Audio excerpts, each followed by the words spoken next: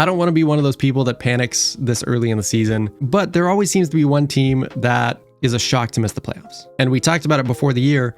I thought that might be the 49ers, just due to their injuries, but the Ravens are making a pretty good case. If I could be positive though to start, the reason I'm not quite panicking is the Ravens just had one of the hardest opening schedules probably of any team. They went at the Bills, at the Chiefs, home for the Lions. Those are potentially three of the best teams in the league. Two of them on the road. One of them they very easily could have won. So it could be that those three games are the hardest they've played.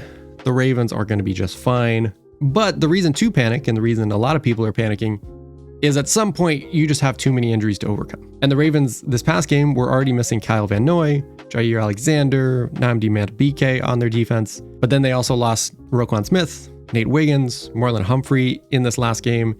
So their defense is shot, and none of those guys I think are season-ending injuries, so it's just a matter of how many games they miss. But then the big one obviously is Lamar Jackson.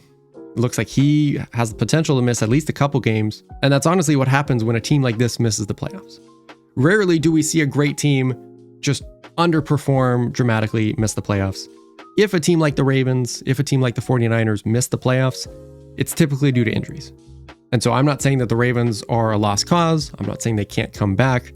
But if Lamar misses the next couple games, if they start potentially at 1-5, then we're really starting to panic. Because then even if they get guys back, they have to be almost perfect the rest of the year. I'm not saying it can't happen.